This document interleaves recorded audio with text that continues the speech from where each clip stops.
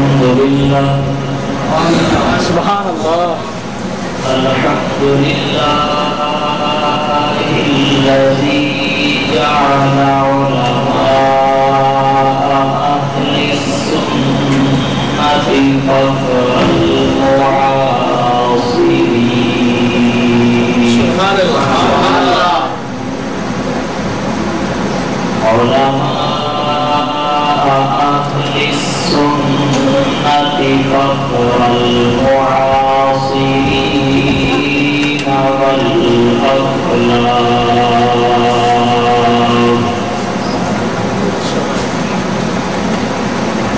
والصلاة والسلام على من هو سيد الآخرين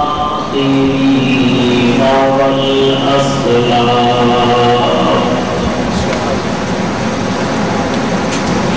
وعلى آله وأصحابه بعدد المؤمنين والآلاف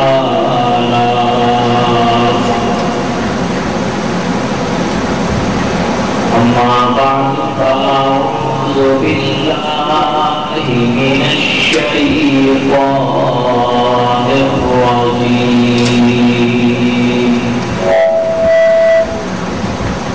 بسم الله الرحمن الرحيم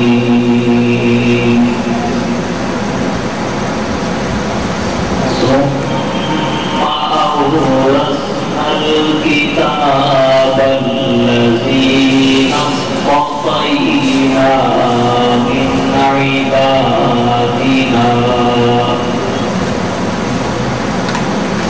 وقال النبي صلى الله عليه وسلم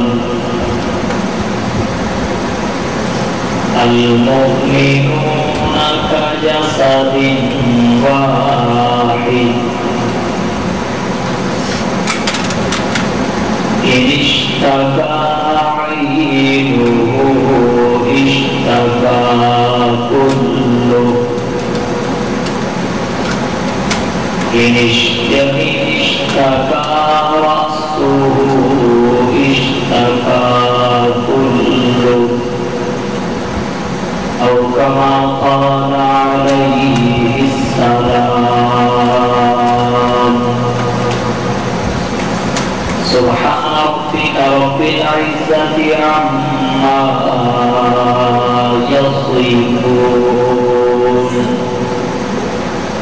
وسلام على المرسلين والحمد لله رب العالمين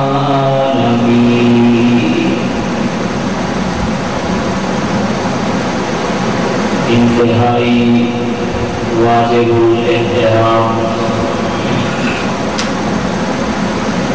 قابل سب تکریم و تعظیم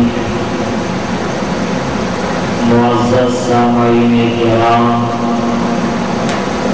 عزیز بھائیوں دوستوں بزرگوں 14 اگست سن 2008 کو منعقد ہونے والی یہ کانفرنس کاتب وحی و یوم پاکستان کے عنوان سے معلوم ہے۔ اگر دونوں عنوان کھولے جائیں تو اس کے لیے کثیر وقت چاہیے، لہذا مناسب یہ ہے کہ میں کسی ایک عنوان پر ہی گفتگو کروں، لیکن تفصیل سے کروں۔ ان دو عنوانات میں سے اب کس عنوان کو گفتگو کے لیے منتخب کروں؟ میرا خیال یہ ہے کئی سالوں سے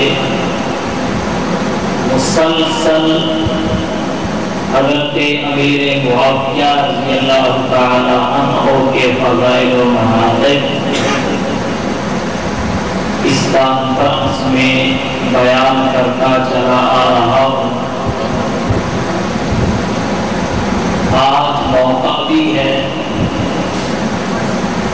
اور بہت کچھ راستے میں دیکھ کر بھی آیا ہوں، لہذا مناسب یہ ہے کہ 14 اگست اور پاکستانیوں کی رسمی آزادی کے حوالہ سے چند گزارشات پیش کریں۔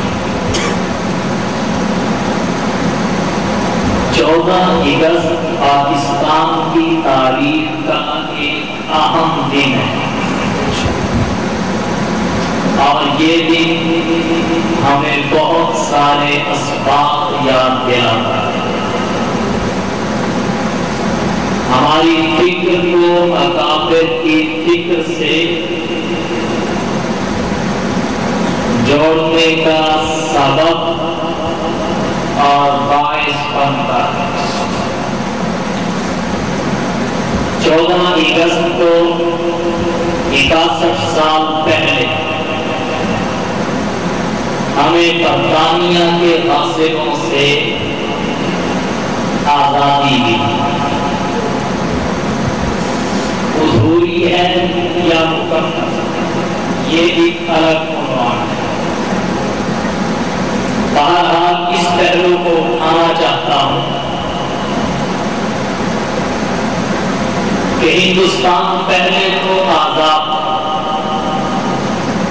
غلام بنا تو کس طرح، اور پھر ہمیں جو آزادی ملی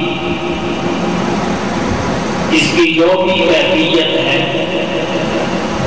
وہ آزادی کس طرح نصیب ہے، اس آزادی کے حصول میں کن کن لوگوں نے کیا کیا کردار ادا کیا۔ عزیز بھائیوں، تاریخ کے مطالعہ سے یہ بات نکھر کر سامنے آ جاتی ہے کہ ہندوستان کی سرزمین پر جس انگریز سیاح نے سب سے پہلے قدم رکھا اس کا نام واسکو ڈے گاما۔ اس کی للچائی ہوئی نظروں سرزمین ہند کو سونے کی چڑیا کا نام دیا۔ اس کے بعد پھر تسلسل کے ساتھ ہندوستان میں انگریز کی آمد و رفت کا سلسلہ شروع ہو گیا۔ 1526 عیسوی کو جب عالمگیر ہندوستان کا حکمران تھا، انگریزوں نے عالمگیر سے